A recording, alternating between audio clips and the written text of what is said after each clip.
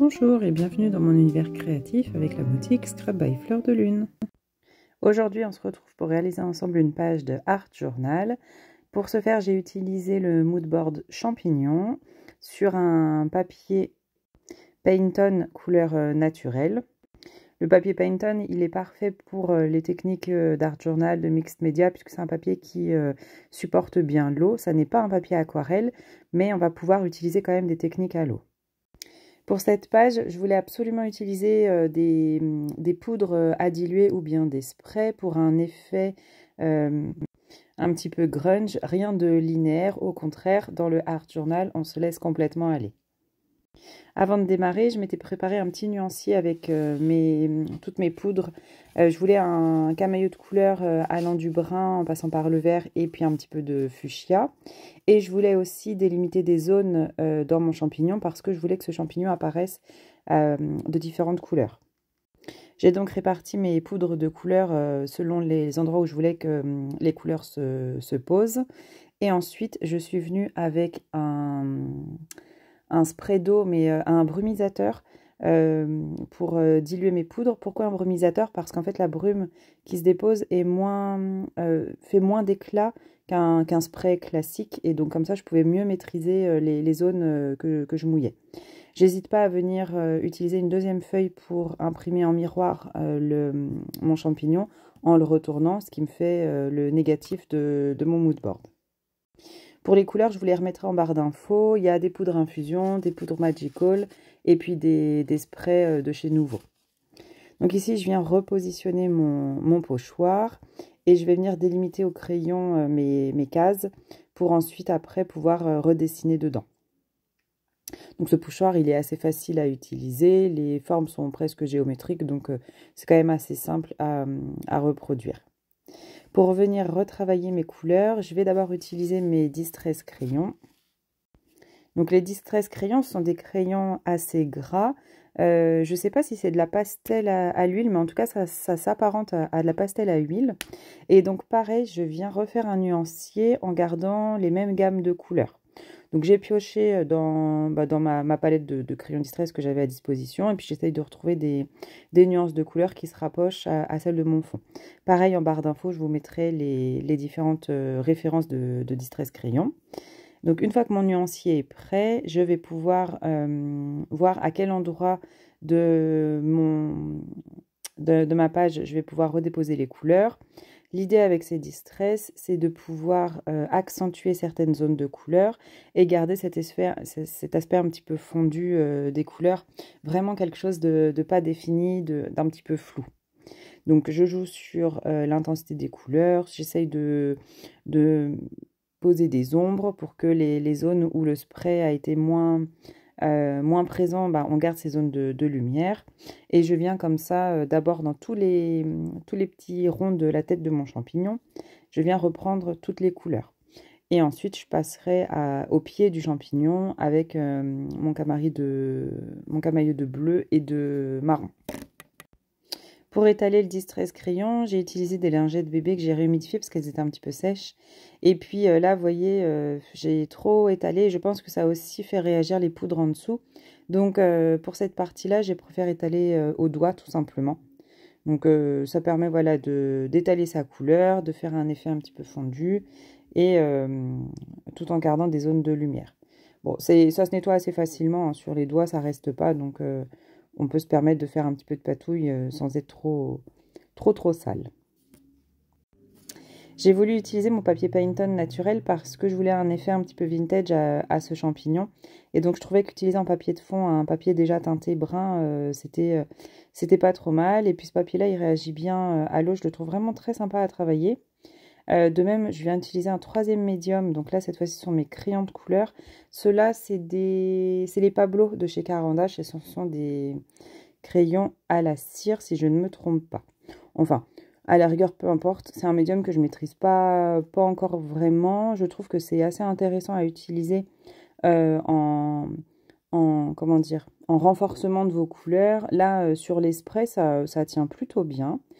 J'abîme pas la pointe de mon crayon et puis ça apporte comme ça encore de la couleur dans des zones où la couleur paraît un petit peu plus terne. Donc pareil, j'ai refait un camailleux de couleurs qui ressemble à peu près à mon fond, donc du fuchsia, du vert et du marron. J'ai adapté avec les crayons que j'avais parce que bah, on voit mon nuancier au début, je les ai pas tous, hein, j'en ai quelques-uns de chaque gamme. Ce qui est intéressant avec les crayons de couleur, je trouve, c'est que pour une gamme de rose par exemple, c'est bien d'en avoir 3, une couleur intermédiaire et puis une couleur plus claire et plus foncée. Comme ça permet de faire les dégradés et on reste dans les mêmes nuances, donc les dégradés paraissent vraiment beaucoup plus jolis. Pour dessiner les contours, alors j'ai utilisé un crayon bois, mais le crayon de papier, c'est un crayon gris. Et donc là, pour le coup, le gris sur le marron, j'aimais pas. Donc j'ai repris un stylo. Alors ceux-là, je les aime bien, c'est les stylos Unipin. Et en fait, ce sont des stylos waterproof, donc vous pouvez les utiliser avec des techniques à l'eau. Ils vont pas bouger. D'ailleurs, je crois, oui, plus tard, donc là, je reprends tous mes contours avec mon stylo. Et donc celui-ci, c'est un marron. Et en fait, plus tard, je vais venir réutiliser ma lingette un petit peu humidifiée. Et ben mon marron, il bouge pas. Donc ça, c'est intéressant. C'est la gamme Unipin. Je les ai en noir. Et là, c'est en sépia. Donc c'est du marron. Vous les trouvez en librairie, papeterie, je pense. Moi, je crois que je les avais trouvés à l'espace culturel, à Leclerc. Mais je pense que chez Bureau Vallée ou même chez les revendeurs de scrap ou les revendeurs des Beaux-Arts, vous avez ces crayons-là. Ils sont bien parce que déjà, ils ont deux mines. Là, c'est une mine en 0,5, donc assez fine. Et j'en ai une autre encore plus fine, je ne sais plus laquelle c'est. Donc là, vraiment, pour redessiner les détails, c'est parfait. Et en fait, c'était ça un petit peu l'esprit du mood board, c'était d'avoir fait comme une peinture, comme si j'avais moi-même dessiné ce champignon. Alors évidemment, c'est pas moi qui l'ai dessiné, hein, c'est Laetitia pour sa boutique. Mais en reprenant comme ça les contours, on a un trait de crayon. Voilà, on a l'impression que c'est moi qui l'ai dessiné. Donc je vais poursuivre comme ça pour la totalité du champignon. Je vais reprendre aussi les ombres au niveau du pied et sous le chapeau. Donc je vous laisse en musique et puis je vous reprends quand on avance au niveau de la technique.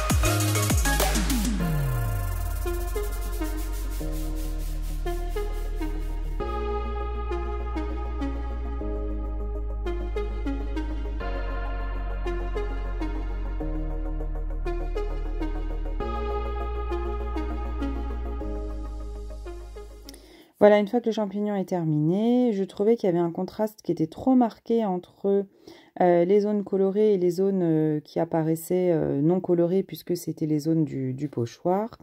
Et donc je viens comme ça avec mes crayons Distress apporter de la texture comme s'il y avait des petites nervures au niveau du pied. Donc j'utilise un des marrons et ensuite pour le chapeau je vais utiliser les trois roses que j'avais sortis. Pour donner l'illusion d'avoir un chapeau pareil, un petit peu texturé, avec un peu de nervure, comme un vrai champignon finalement.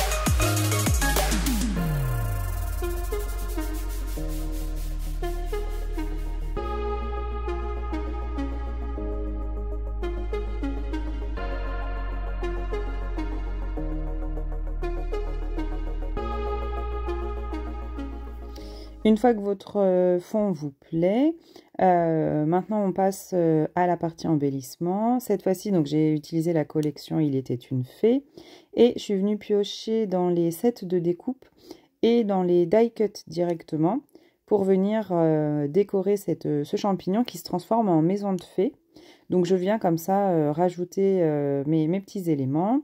Et puis pour apporter un peu de lumière sur les ronds de la tête du champignon, je viens avec mon marqueur. Alors cette fois-ci, je crois que c'est encore un unipin, mais je ne veux pas dire de bêtises. Ah non, c'est un uniball.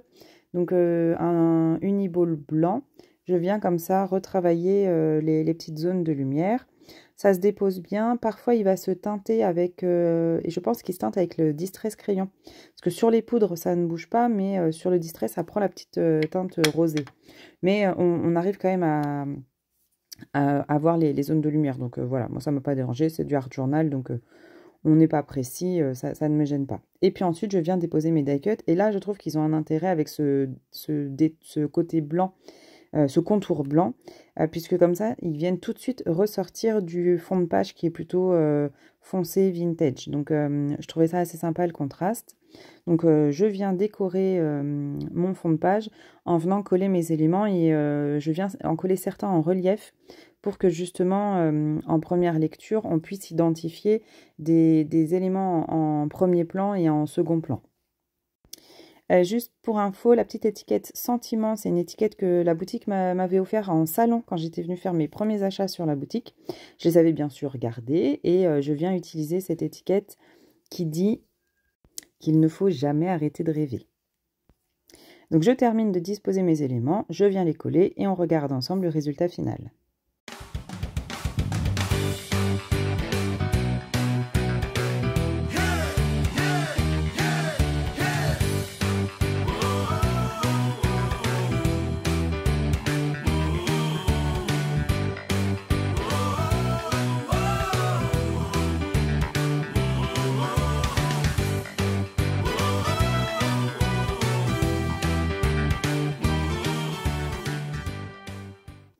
J'ai préféré mater ma page de Art Journal sur un fond noir.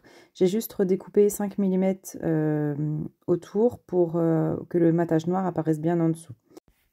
Je viens ensuite ancrer le contour de mon papier Paint-On avec un brun plus clair et un brun plus foncé pour délimiter vraiment la tranche du papier. Pour coller la page de Art Journal, je préfère utiliser du double face.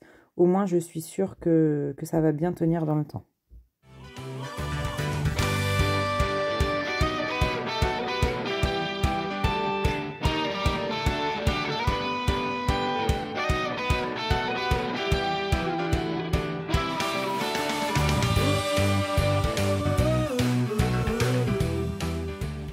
Ici, on aperçoit un mood board. Donc, c'est un mood board de la boutique également. C'est d'ailleurs le mood board Lune que vous pouvez retrouver en boutique. J'avais commencé avec celui-ci et puis je m'en sortais pas avec celui-ci et je voulais absolument utiliser mon champignon. Donc j'ai utilisé le verso de mon papier Paint-On pour dessiner mon champignon. Une fois que j'ai fixé mon fond de page, enfin ma page d'Art Journal sur mon fond de page, je vais venir redisposer mes die cuts. On voit mes petits tas là autour, c'est parce que chaque petit tas correspond à une zone sur laquelle je vais venir les coller. Donc je viens les repositionner et puis j'utilise de la mousse 3D pour mettre en relief certains des éléments pour que ça apparaisse bien en premier plan.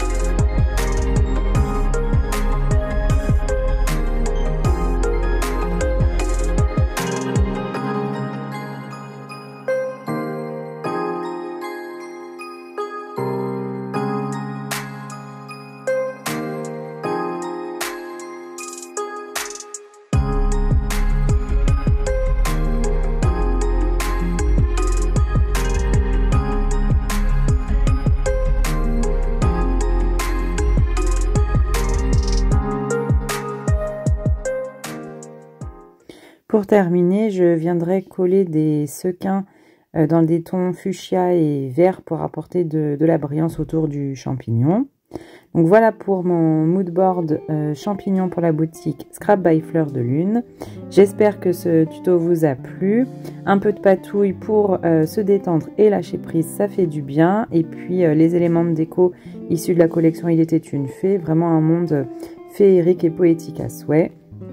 Moi, je vous dis à très vite pour la boutique avec les prochaines collections. Donc, la collection d'Halloween et la collection Noël. Bye bye!